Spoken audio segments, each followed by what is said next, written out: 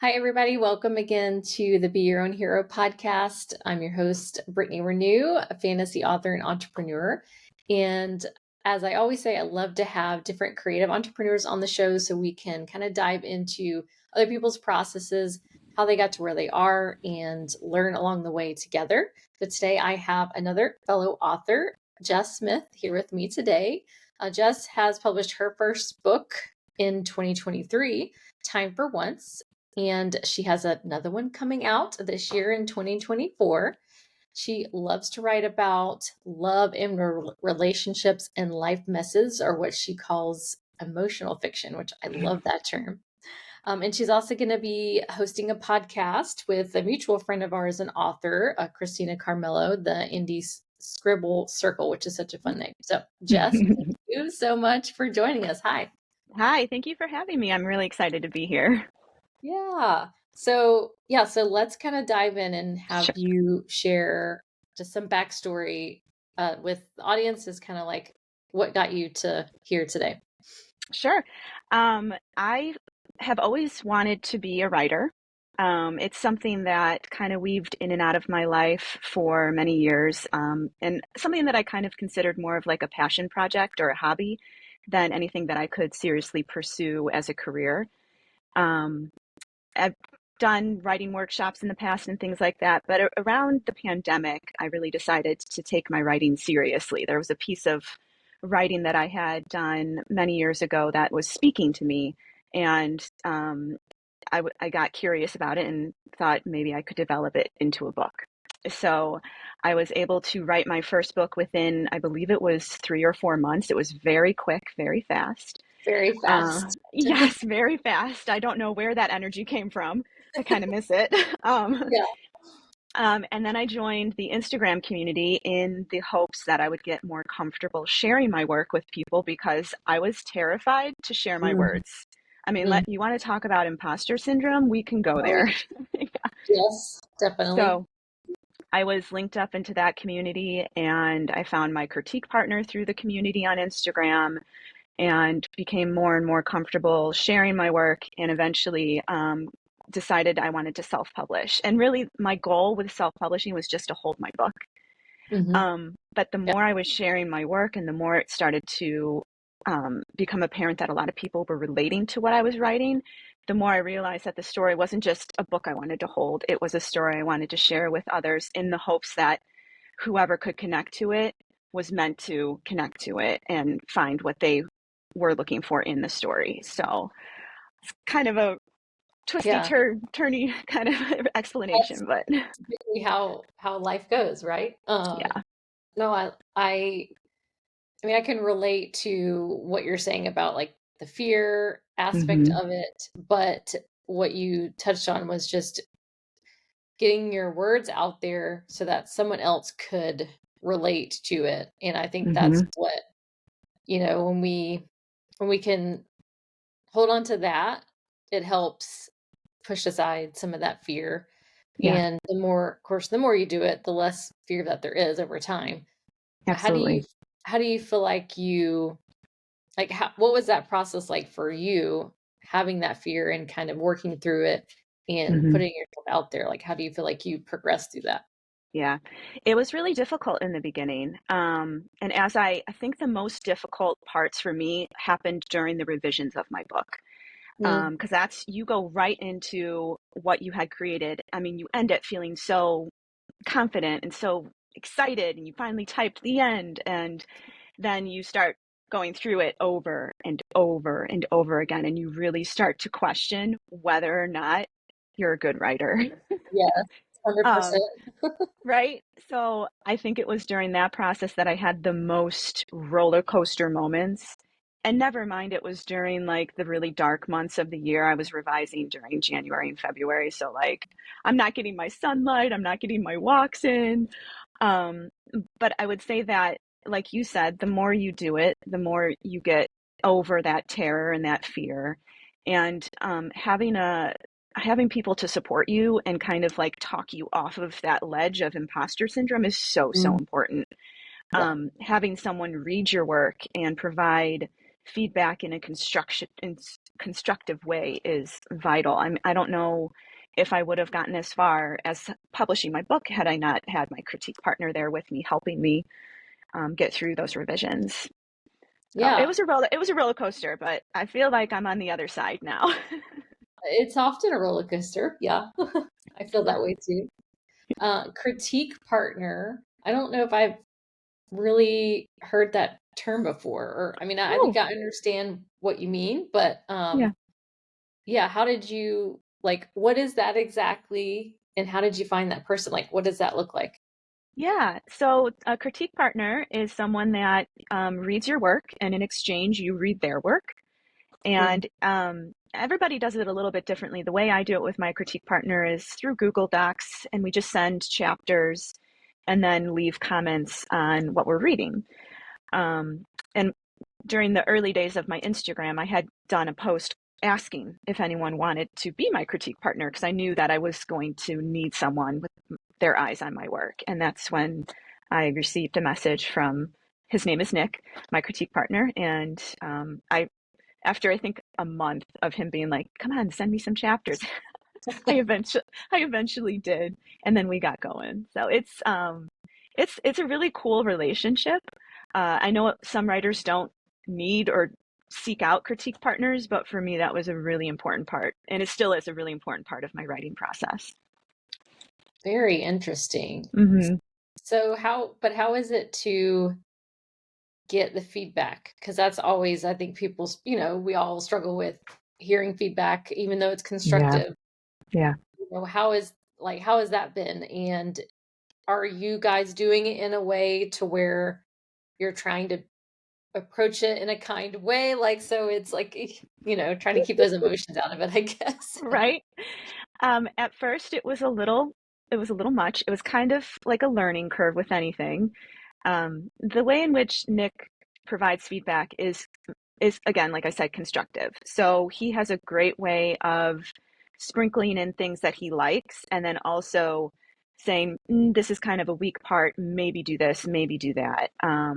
So I think it just eventually we got into a rhythm with each other, and we know each other's personalities and stuff. That it got easier the more we did it. So yeah, Yeah. Okay, that makes sense. Yeah, and I like the way you put it, where it's like, hey, maybe do this or that, so it doesn't feel quite so directive, but it gets the point across. And then hmm I mean, you're hmm the author of the work, so you can decide, hmm okay, yes, I agree, I need to change this, or no, I like it the way it is. Because I mean, yeah. it's ultimately your decision in the end. It is, yeah. And I would say that a critique partner is kind of like finding a good friend. You know, sometimes personalities don't match up. So Yeah. I was really fortunate that Nick and I were able to find a understanding very quickly with each other. Hmm. I've had other critique partners where it hasn't quite gone as well. So it's kind of like dating a little bit, you know. I mean, it's a very important part of like what you're Yeah. doing. So you want to make sure that it's a good fit. Yes, absolutely. No, that's really cool. Okay, I'll definitely keep that in mind. Mhm. So your your story kind of has like that coming of age theme to it, as the characters kind of go through these different phases of self-discovery. What you called emotional fiction, which I love that term. Yeah. Can you talk about like why those themes are important to you to weave into the story, Mhm. and like how does that emotional fiction term like come into play? Sure. I would say that with regards to what I read, I'm drawn to character-driven stories, those that center around love and relationships and things like that. So I'm going to write what I want to read, Yeah. basically. Mhm. And with regards to emotional fiction, um, there's some controversy. I don't know if it's controversial, but emotional fiction is kind of a piggyback to women's fiction. But Okay. that term is kind of losing some of it's kind of getting dated a little bit. So with women's fiction, the definition, my understanding of it is it's a spotlight on a female main character who goes through a journey and has like an obvious growth at the very end. So it's an emotional journey. It can be with her family, it can be with relationships, romantic relationships, friendships, whatever it should be. And I do consider my work women's fiction, but I also consider it emotional fiction because it's very character and relationship driven. Yeah, well, that I feel like that just kind of takes it a step further from Hmm. the way you described that, because it's not solely about, well, let me just have a women, a woman male character, wo- woman main character, excuse me, to go through that process of growth and discovery, but you're putting an emphasis on the emotions that that character is going through, learning from that. And, I Hmm. mean, I think that's whenever we're reading something, we're always trying to see ourselves in the story and relate. So by pulling out those emotions and highlighting those, I'm sure your readers are being able to kind of Yeah, latch on to that more. yeah, definitely. Yeah. Yeah, that's well, and you mentioned loving character centric storylines. I've always thought that as well, that I do enjoy character development. Like, even just with a movie, Hmm. I am more paying attention to the character development and working with the plot. I mean, you want a good plot too, but some people are very plot driven, but I am also character driven. So I like that about what you're talking about. When when we had chatted prior to doing this episode, I know you had mentioned having like a background in psychology. Do you feel like that kind of plays a role into having that more character centric storyline? Yeah, without a doubt. And I think when we had chatted previously, I had mentioned that I didn't realize my draw to psychology was probably because I am drawn to character-driven stories. Even as, a young girl reading whatever books I was reading back then, they were always driven by relationships and characters. So, yeah, I think psychology absolutely helps me develop those characters and allows me to have the courage to dive into their heads a little Yeah. bit, a little bit further than maybe someone that doesn't have a background in psychology. So, yeah. Yeah, that's definitely an interesting way of telling a story, is pulling Hmm. more so into the psychology behind it. Hmm. Do you like what kind give us a little bit of a synopsis with your book, Time for Once, with kind of that journey that your character goes on. Sure, sure. It follows Jolie and Jace. So it's from Jolie's point of view and Jace's point of view, and it spans over 10 years. So it's from the Okay. ages of 20, yeah, 20 to 30. And they start off in college, that's where they meet, and then they end when they're 30 years old. So they go through all of the 20s, and I've been through my 20s. Anybody that's been through their 20s knows that that is just all the ups and downs. So Yes. it's, breaking up, getting back together, trying to figure out your who you are as an adult in your 20s after college, and careers and different friendships, kind of, your friends getting engaged and getting married. So it's just all about that time of your life. Yeah. Why I wonder why that is. Why is that time of life so challenging Yeah. in which my book is also like that time period where it's a Yeah. college age character, but and I chose to write about that for those same reasons. It's like it's that emotional roller coaster ride that we go on at that time, and we kind of feel like we don't know what to do with ourselves. We're still just really figuring it out. Yeah. But so many people relate to that, even at every stage of their life, don't you think? Yeah. Absolutely. One of the lines that really kept me going with my book was it's, I'm trying to think of the line. um, it's something like, what if I had met you now as who I am right now instead of back then when I Mm, was just such a mess? Like, what would have changed? What would have been different? And just to have kind of that wish inside of you being like, man, I wish I would have met this person as I am now, rather yeah. than pulling them through all of the mess that I was so many years ago. So it kind of, the time for once is kind of about that too, is Jolie and Jace do get the opportunity to kind of explore that at the end of the book. Mhm. Yeah, without meeting someone and they don't know the baggage, like Yeah, how that would be different now. That's very interesting. yeah, yeah. So so you have a second book that's coming out. Is that Mhm. related to the first one, or is it the standalone book? It is a standalone, but one of the main characters does pop up in Time for Once first. Okay, cool. So his name is Palmer. He is a fan favorite. That And I he's, like that though. That's yeah, fun. those are the books I love to read, is when you don't need to read them in order. Mhm. But you can be like, oh, I remember this character from whatever, book that you had read previously, but there's no order to it. You can read Dream for a Second first. You can read Time for Once first if you want. And there'll be a third and a fourth. So Very cool. yeah. So what's kind of the general premise for the second one? Dream for a Second is kind of the opposite of Time for Once. It's a very short time frame. It's like, I think, 3 months. Oh wow, And okay. it follows Lena and Palmer.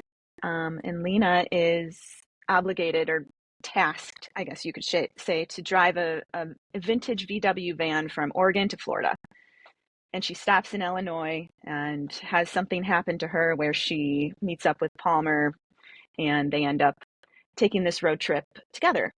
And Mm-hmm. it's about a lot of personal growth, self growth, realizing your dreams, and accepting that it's not selfish to pursue your own goals in the Mm, end.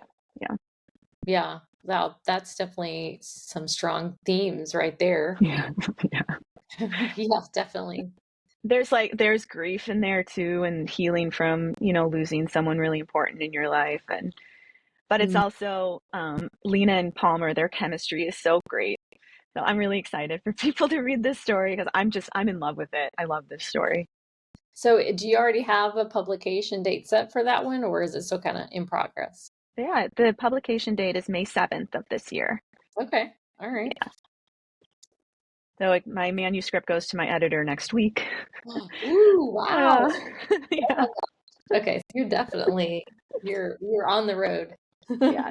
Chugging along. Yeah, that's exciting. So what's that process typically like for you when you get it back from the editor? Do you kind of go through it like start to finish again, or is it more like piggybacking off of notes that they sent you? I'll go through it start to finish, and I'll, look at everything that she has suggested as edits and things like that. This one will be a mad kind of a rush to get it all done because I'm doing advanced readers Yeah. ahead of the publication date. So I Yeah. believe I'll be stuck in my book for like 2 weeks, 2 solid weeks. It'll just Yes. be night and day, Dream for a Second. I mean, that's typically what happens. I had Hmm.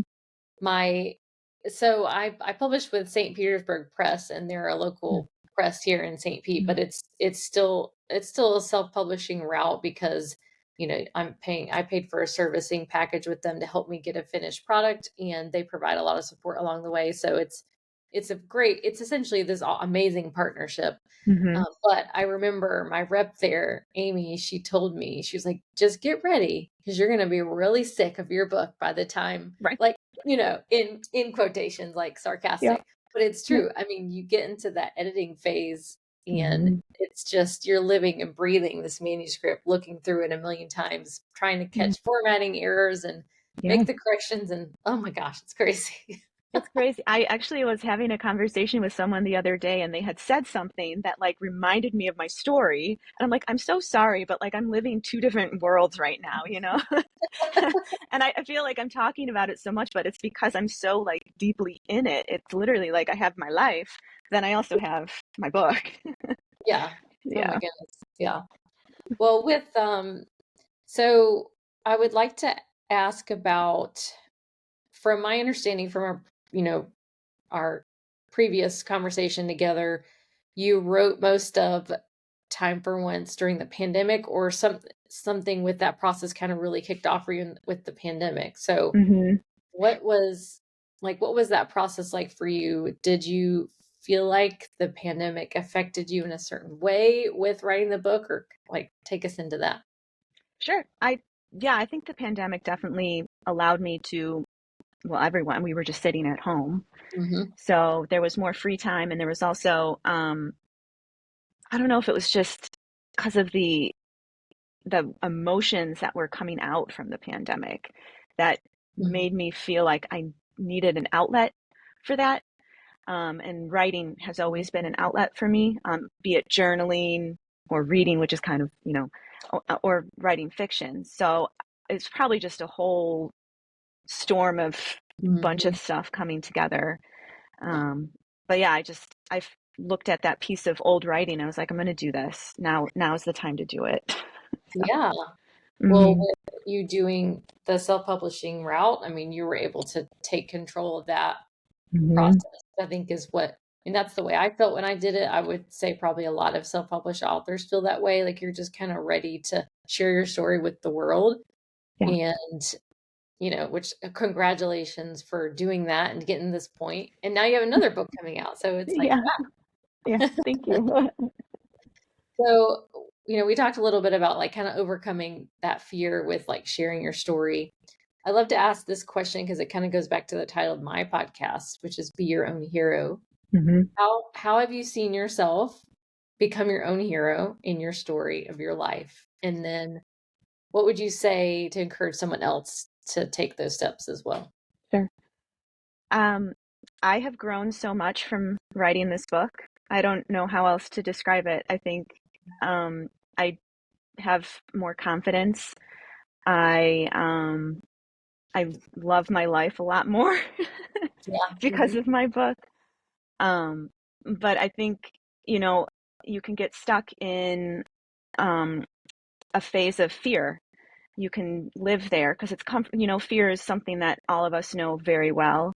And it can be comfortable to live in fear. To go Mhm. after something that really, really scares you is, it's really difficult to do that.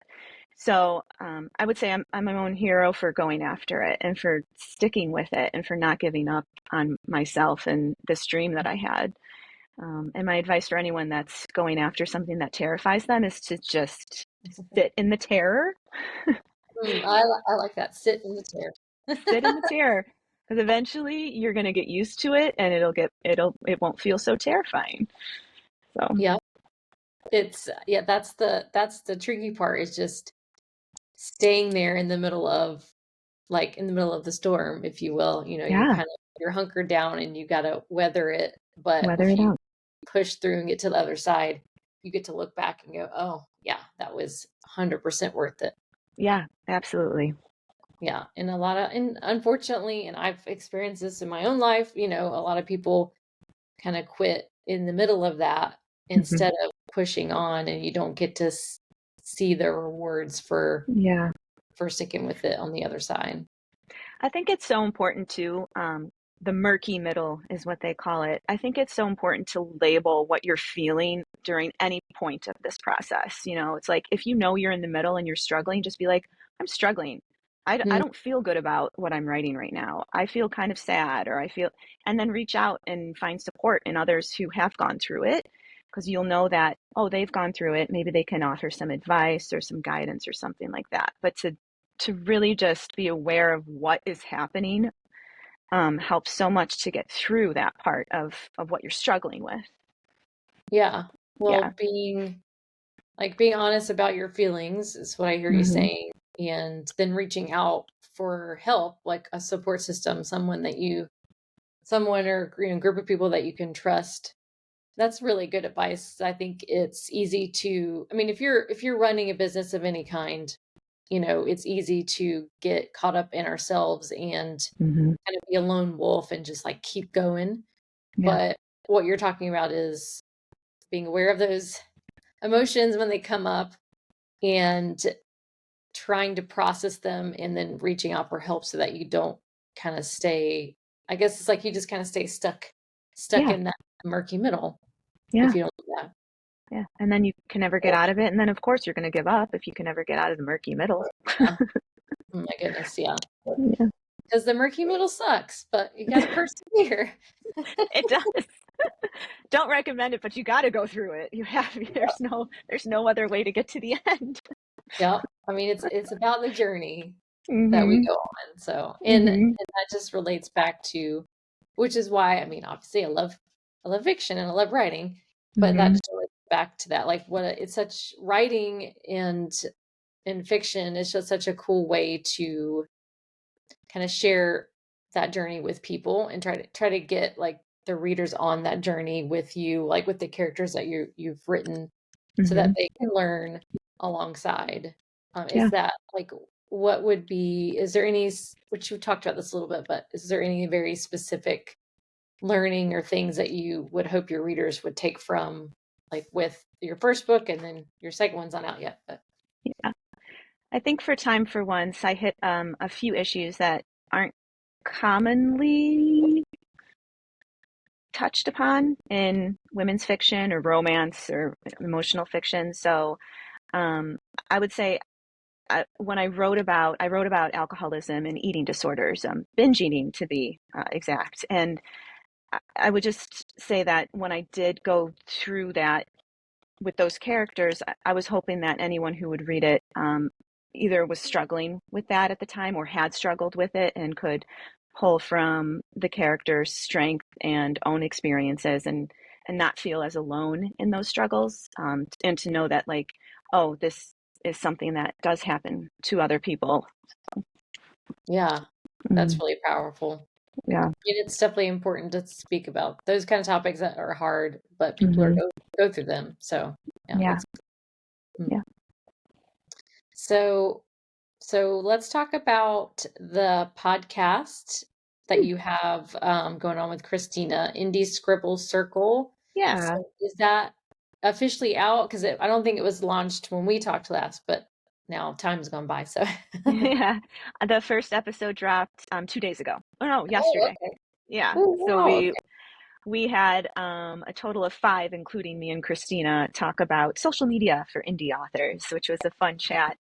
Um, some little pointers, nice pointers in there, and also just kind of like our struggles with social media as well, and the beast that is social media. So, Yeah. but we'll have roundtables like that every month. So the next one is branding for authors, Hmm. and that'll drop in. I think it's February 12th. That next episode goes out. Okay, cool. Yeah. Is it like a once a month cadence for the podcast? Is that kind of the Yeah. idea? Right. Yeah. Okay. Yeah. And Christine and I had met through another indie author promotion thing over the summer, and it was her idea. She's been wanting to do a roundtable series on her own podcast for a really long time, and I was just like, I would love to do that. You know, Yeah. I'd love to help you. I'd love to be more involved in the indie author community in general. So it's really cool. We're meeting a lot of authors, and it's just neat to connect to like-minded people, to people that are passionate about their stories and self-publishing and supporting those and lifting people up in the community like me Yeah. and Christina are. So Yeah, that's fun. Well, I'll definitely check yeah. it out. Everybody, make sure you check it out. Is it on what podcast platform is it on? How would It's on people? it's on Spotify. Okay, Yeah, cool. it's in the Greetings from Nelsonville podcast. So it's a series inside of that Oh, okay. podcast. It's Yeah. on. Okay, got it. Okay, awesome. Well, to wrap things up, is there any other like things that you're looking forward to this year? Other projects or any? I mean, obviously we know you've got your new book coming out in May, which is great. But any other projects you've got in the work? I am I have set a very lofty goal to start and finish my second or my third book. Okay. So I don't know if that's possible with releasing a second book and like marketing it and promo and all that, but I would love to have that third book finished, like the first draft, by December 31st of this year. Yeah. Well, Yeah. hey, that's a noble goal. So Yeah. just keep at it. Yeah. As we were talking about, you got Mm, to get through the murky middle. So, exactly.